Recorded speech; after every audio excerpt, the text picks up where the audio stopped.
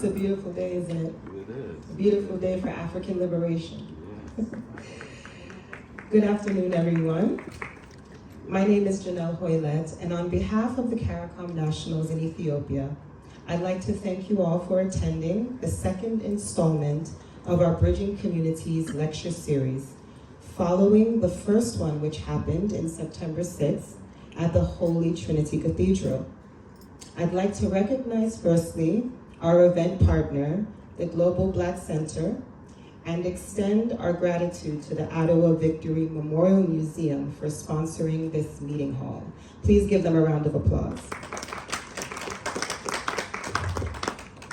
I'd also like to acknowledge our keynote speaker, Ambassador David Kamishong, for his efforts to be here with us today virtually as the Barbados Ambassador to CARICOM.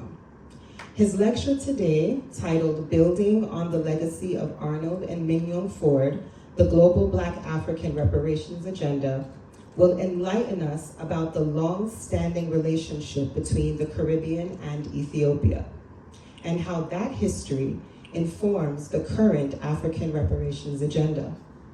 We will also hear from our Ethiopian compatriots, Ato Segaye Chama, Secretary General of the Global Black Center, and apologies were sent by Dr. Yitna Gebre of the Institute of Foreign Affairs, who had another program and wasn't able to be here today.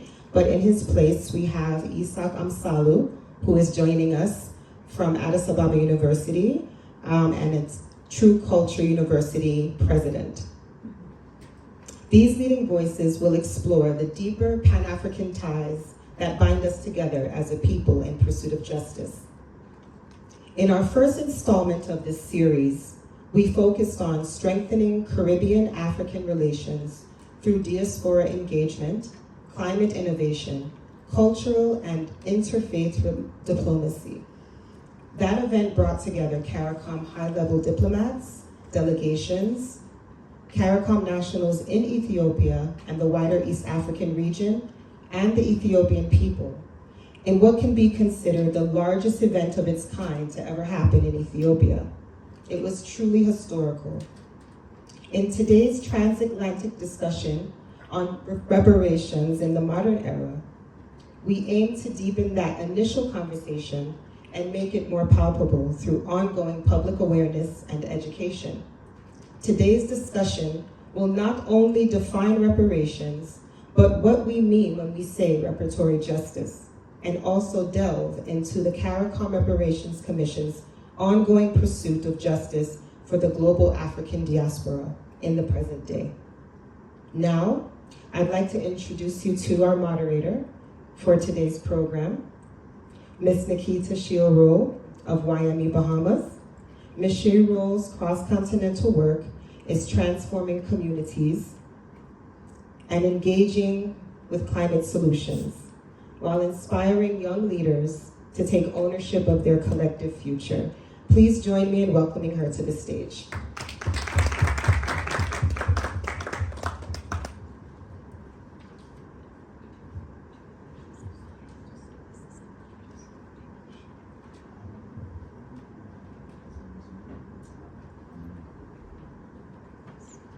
Good afternoon, everyone.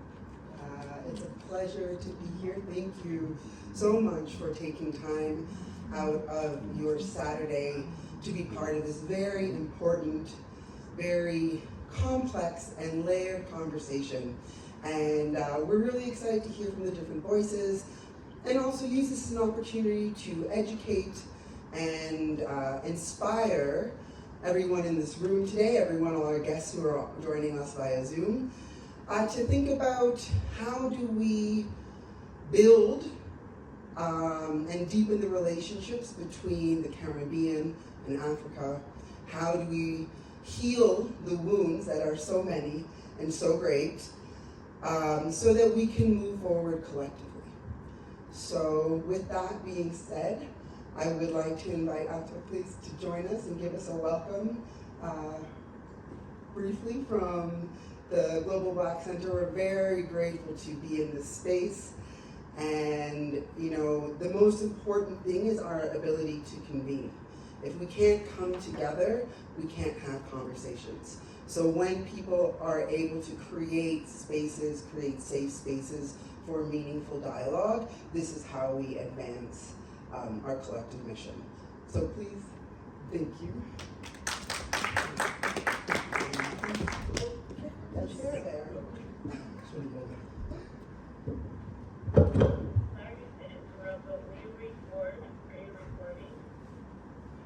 Sorry.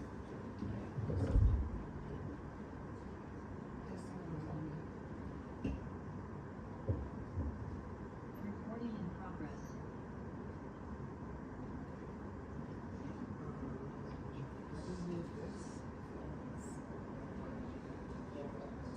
Just so they can see me.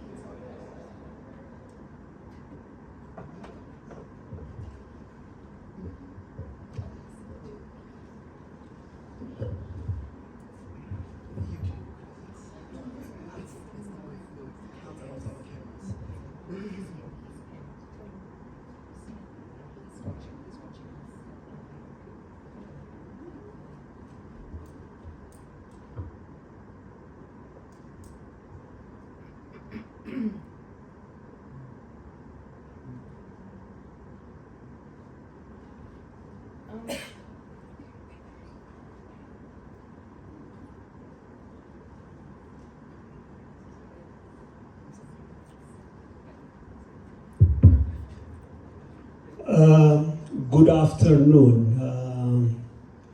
It is a great honor to be before you. You, when I say people who are determined, committed to leave something for the generation to come. No matter how many we are, no matter how many are around us, it's a great honor. Let me start my remark formally. Your Excellency, Ambassador David Commission, CARICOM Commissioner and envoy to Ethiopia, to the African Union and Economic Commission for Africa, distinguished nationals of CARICOM, I'm proud of you. I can see the amount of energy, commitment you are investing on this long journey. Thank you very much. Then let me greet you in the spirit of unity, in the name of justice, in the memory of those whose voices were stolen by chains, whose dreams were buried beneath the weight of empire, and whose descendants now we all together rise to reclaim our dignity. That's very important, dignity. It's not all about money, material compensation, dignity. That is why you are here. That is why you are bridging, Nikita. That is why, my sister Janelle, you are working. All nationals who I have met so far are exceptionally resolute. Amazing. We are here not only to speak about just reparation, by the way. What do we mean by that? Reparation is the key, but we are agents who are awakening the entire continent. And we are summoning the hearts of the entire continent. And to reinvigorate our unity.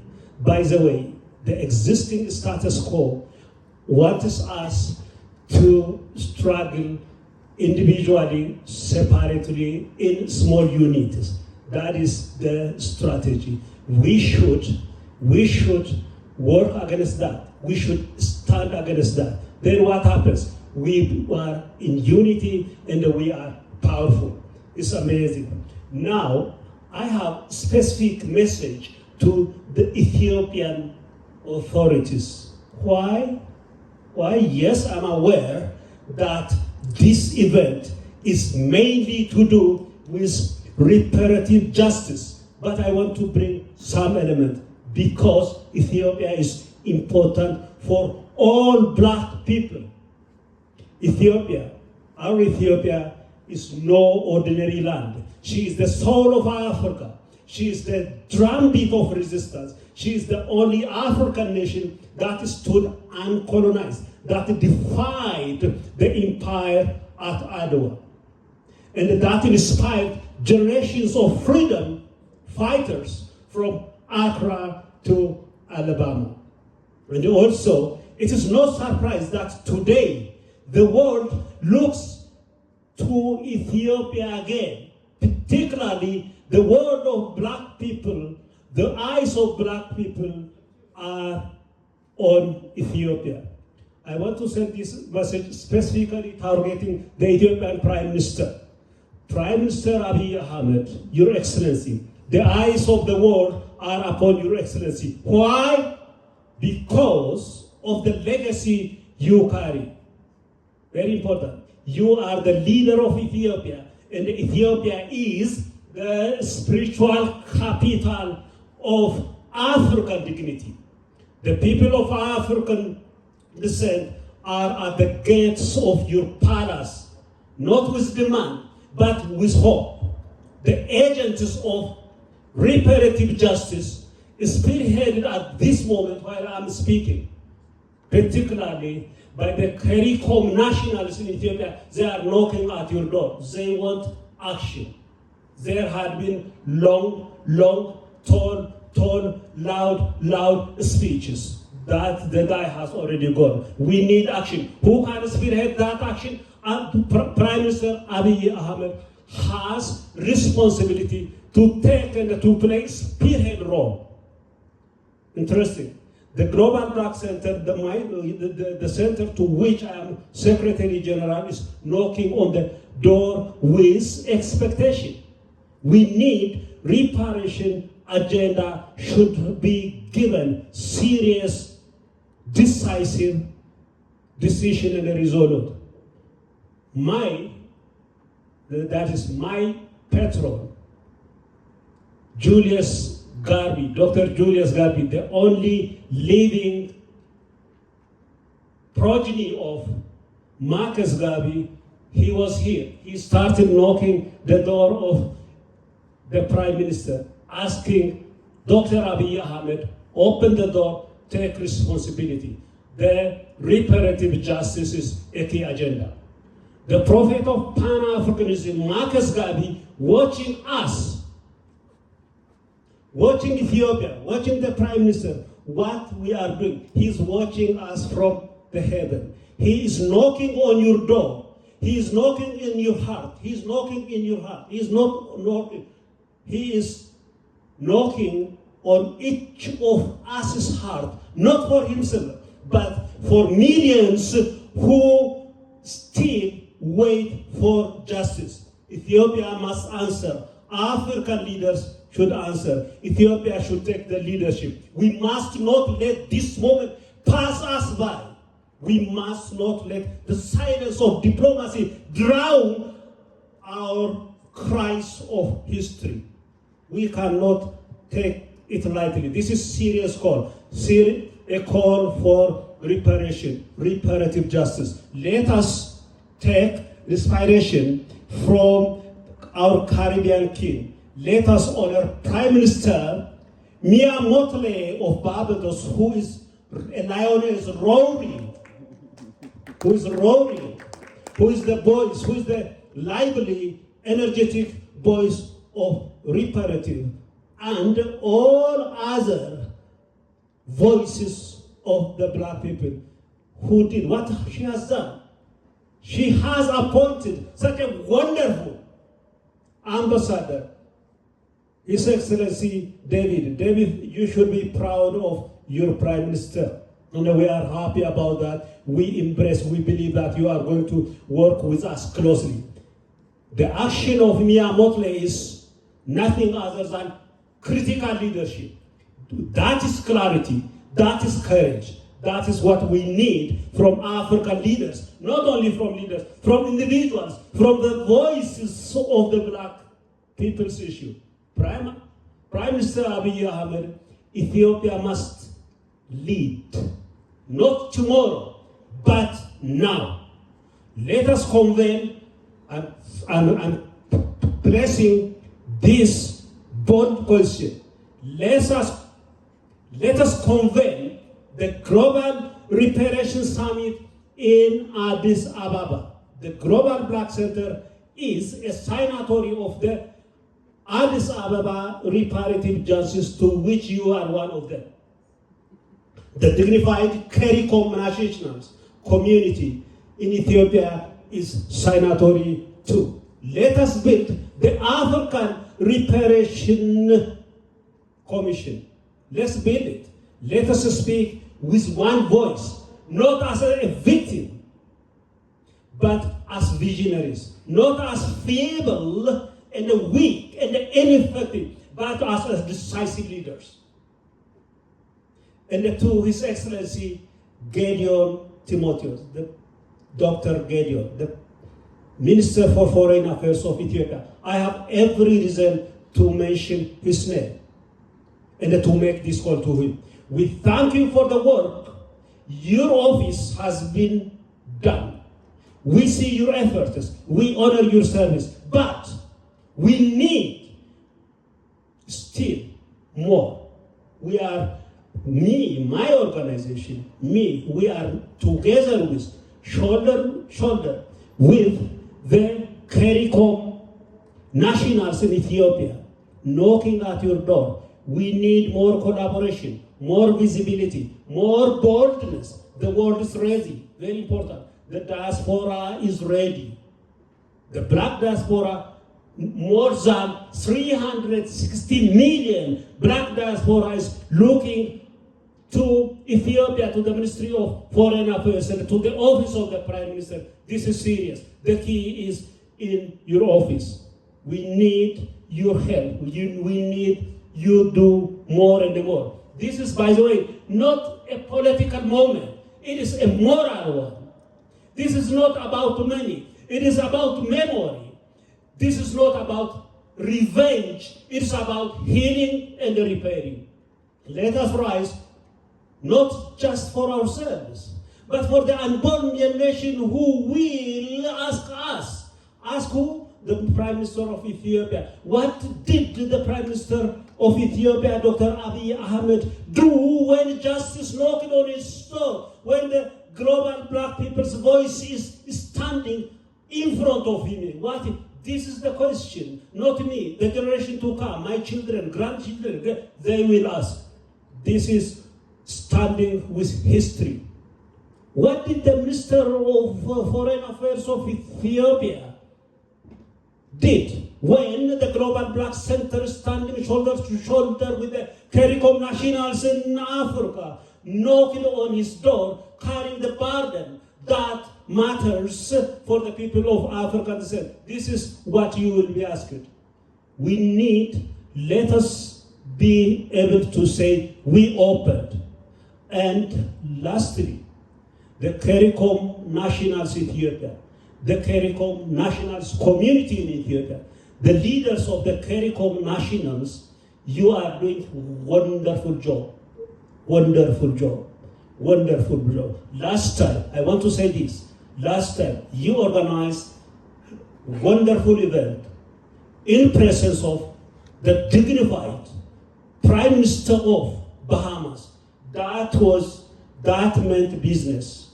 We have there, across Atlantic, Prime Ministers like David, the Prime Minister of the Bahamas. They were there. So let me make my speech here. God bless you guys. We stand with you. We work with you. Thank you.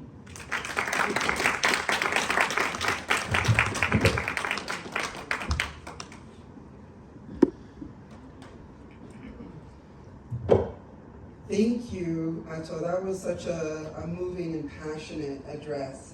And it truly is, I brought a smile to my face to remember that my Prime Minister was here. And that was big. I think it was very huge for our community to have so many representatives from the Caribbean community present, both at Trinity Cathedral, and then just being part of this global Africa, global community. And so I'm honored to be here, and I thank you all for your time. I'm going to give a very brief but important presentation to contextualize the conversations today. I believe that sometimes repatriation, reparations, yeah, I'm trying to think.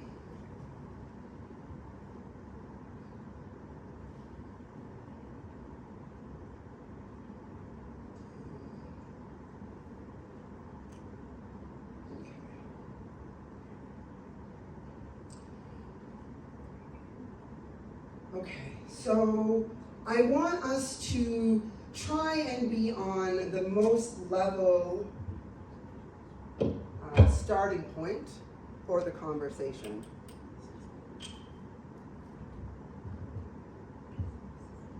And I believe sometimes the word reparations, kind of like climate change and sustainable development, are big words that encompass a lot, and sometimes we don't always understand what they mean or the dimensionality of the term.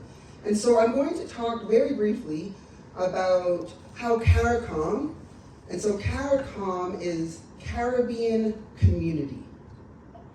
And I want to just take a moment to make sure that we all understand who we're talking about.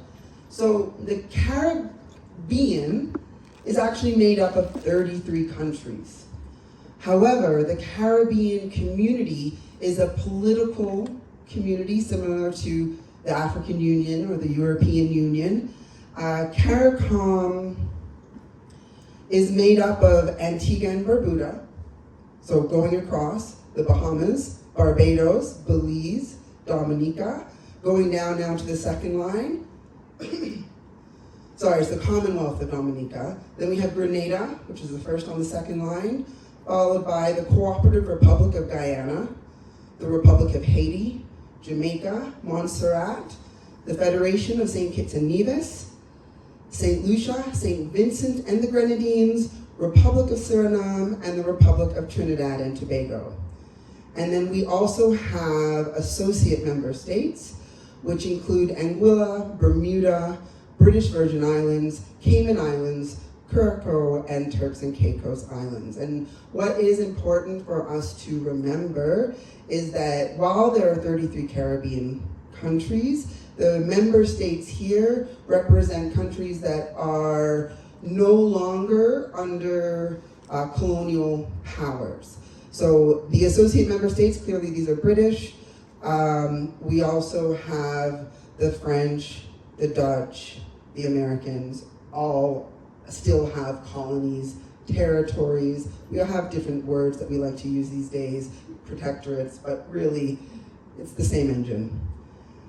And so CARICOM, so the Caribbean community, the heads of state have come together, and we have what is now I think being referred to as a manifesto for reparations. And so this includes a full formal apology from the European colonizers, acknowledging there was a genocide of indigenous people, that there's been a loss of several languages and cultures, that there was forced migration, that these colonial systems destroy bodies and cultures and have a lasting impact on the current and future generations. A full apology accepts responsibility, commits to non-repetition, and pledges to repair the harm caused. A statement of regret, which is what has been issued, is not a full formal apology. The crimes that have been committed must be acknowledged.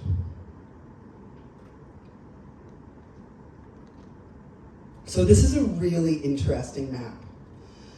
What most people don't realize is that the islands that we now know as the Caribbean were all populated by indigenous peoples. There were 3 million indigenous peoples that lived throughout the Caribbean. All right, a modern day map looks very different, has much less names. We've erased a lot of the history, and it's very important for us to say the name. I come from Cat Island, is what we call it now. But Guanima is the island that I come from. And that has about 1,000 people. Guanima is part of what we now refer to as the Bahamas. The Bahamas has made tribute to actually the Lucayans, the indigenous people, by calling the sea around our islands the Lucayan Sea, and we're part of the Lucayan archipelago. So in the 1700s, there were 3 million indigenous people. In 2000, there were less than 30,000. You know, like, that's real. It's a lot of memories, of history, of ways of being that was erased. And the responsible European states must take on the responsibility for supporting these marginalized communities as they rebuild. The third is funding for repatriation to Africa. So this picture was just taken this week. We had a visiting ambassador from St. Lucia. She is on the CARICOM Reparations Commission. And she was meeting with some of us who are now residing here in Ethiopia. And so descendants of African people stolen from their homelands, people and cultures, have a legal right to return. The resettlement programs must be financed to support those who wish to return. And I think in many ways that can look at, here's some seed funding to start a business in Ethiopia, right? There's different ways that we can talk about repatriation so that it's a lot more tangible in how we do it. Those of us who are here now, we came by ourselves, you know, and so we've had very interesting journeys as I call it, you go through the portal and you land in Ethiopia to a different year and time and language and culture. And then as we begin the process of integrating. And so CARICOM has initiated conversations with various African states, but there's a need for a fully funded resettlement program that allows for the repatriation of the displaced Africans, ensuring issues such as citizenship and reintegration are crucial steps to correct the wrongs of enslavement. You know, and these are things that those of us who are here are actively living through and learning how we integrate. So the establishment of cultural institutions and the return of cultural heritage. So these are my flashcards on how I began learning Amharic. But, you know, cultures and languages were deliberately destroyed. There's a gap in the knowledge of our history, about our history of our ancestors, and there's this inability to deeply appreciate the complete lives and cultures that they had before European colonization. A restoration of historical memory through community institutions such as museums, like this amazing institution that we're in today, and research centers are critical. And the absence of this contributes to a sense of rootlessness. And I think that is one thing all of us share who have made our way across the Atlantic and through the portal and to the continent, is that you feel a sense of belonging and groundedness once you've come home. That you didn't even know was there, you know, because you don't know what you don't know. And it really is one of the most beautiful things. The destruction of historical memory is a crime for which reparations must be paid. And resources are required to build these institutions. So I think you're probably seeing a theme that really, when we talk about reparations, we're talking about sustainable development of our community and our peoples. So assistance in remedying the public health crisis. So these are pictures of Jamaica just right after their hospital, just last month or just after the hurricane. But what's really fascinating is that within the Caribbean, some diseases are the legacy of enslavement. The African descendant population in the Caribbean has the highest incident in the world of chronic diseases in the form of hypertension and type 2 diabetes. Medical evidence links these diseases to the nutritional experience, physical and emotional brutality, and stress profiles associated with 400 years of enslavement. Centuries of poor nutrition and overly salted food given to the enslaved have transmitted an intergenerational tendency for hypertension. So in addition to just that, we also in the region are faced with the fact that every so often all our hospitals are completely wiped out, and then you have to start again from scratch.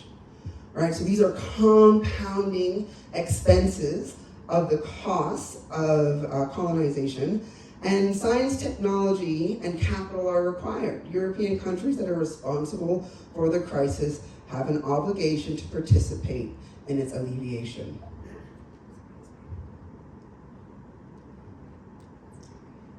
So we're 5, I'm working through them, but I think it's very important for you to hold this perspective as we move forward. Education program. So this is a picture that was taken in my community in Guanima. In Guanima, or Cat Island, we have 1,000 people, and so it's a very small, it's probably one of the most, one of the islands in the Bahamas that has some of the strongest ties to African culture. And what's really important, this was all very intentional, you know, like the colonization process. It was not like, it was well thought through. An uneducated labor force dedicated to backbreaking and deadly work was desired by colonizers. European colonizers did not invest in education for the indigenous peoples, enslaved Africans, and their indentured workers.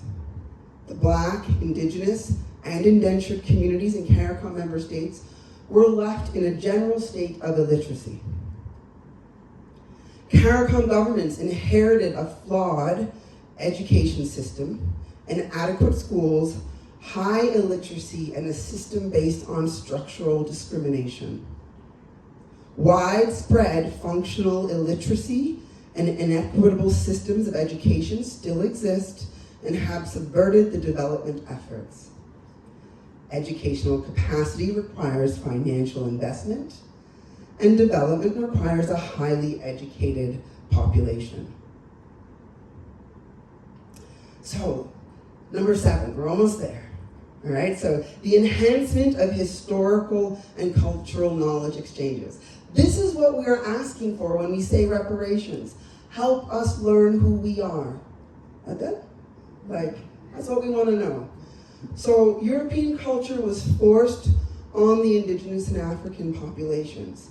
The colonizers perpetuated the idea that the full and rich cultures of these people were inferior and needed to be erased. People were deliberately distanced from the sources of their culture and belonging. African people were not granted the right to return by the European colonizers. CARICOM has spent 50 years. 50 years is a very short period of time, right? That's not long. That was just yesterday. CARICOM has spent 50 years trying to reverse the impacts of centuries of disconnection. A program of restoration of pride in African identity, history and culture, school exchanges, cultural initiatives, community arts and performance programs, entrepreneurial and religious engagements, as well as political interaction, are required to neutralize the void created by slave voyages and the forced destruction of the history and culture. These programs need to be financed. This one is really interesting for me.